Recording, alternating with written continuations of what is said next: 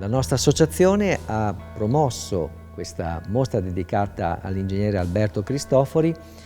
alla Madonna della Vittoria proprio per far conoscere immagini molto familiari, molti palazzi, edifici pubblici che la città di Mantova oggi conserva sono proprio legati alla figura di Alberto Cristofori. E questo guardare e non vedere, ovvero non conoscere la storia di chi li ha progettati e anche le motivazioni che hanno portato a una trasformazione della città di Mantova in questo senso, devo dire, risulterà molto utile per ripensare, per riflettere sulla città del domani. Serve approfondire e conoscere le figure di progettisti, architetti, ingegneri che hanno portato una vena di modernità in una città che dopo l'unità del Regno d'Italia è stata veramente e fortemente trasformata.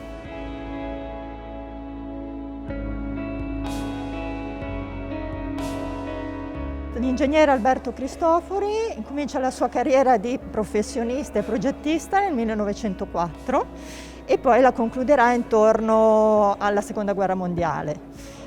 La sua attività si sviluppa fra Mantova e Milano, ma parteciperà anche a molti concorsi per le sedi delle istituzioni fasciste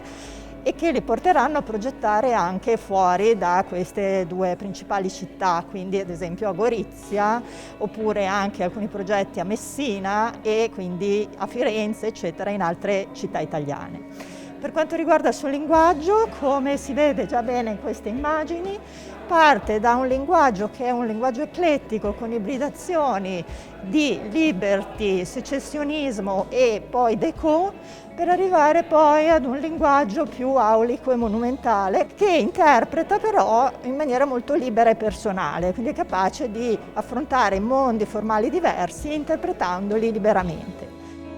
È un progetto che nasce da lontano, è un progetto che è nato ormai 20 anni fa e che oggi finalmente trova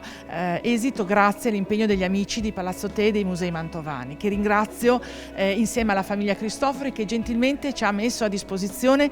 tutto il materiale ancora in loro possesso relativo all'attività di questo ingegnere. Alberto Cristofori è una figura centrale per la storia dell'architettura mantovana di inizio Novecento, è un ingegnere che opera come libero professionista ma anche come tecnico comunale, lasciando un segno profondo sul disegno della nostra città, sul disegno del territorio della provincia di Mantova, con una serie di progetti veramente che affrontano tipologie, problematiche architettoniche ad ampio raggio. Mi ricordo quando papà ha fatto il progetto per il concorso del Palazzo di Giustizia di Milano, che poi è finito miseramente, nel senso che lui aveva preso il secondo o terzo premio. Non hanno dato il primo premio per motivi politici, non me l'aspettavo così ben presentata. No, avete fatto un bel lavoro.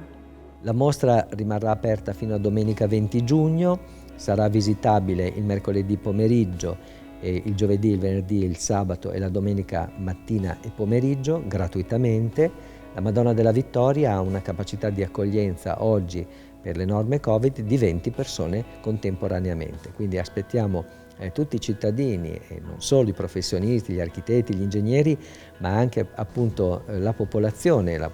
civile che voglia scoprire chi ha realizzato, chi ha costruito molti edifici così noti e importanti della nostra città.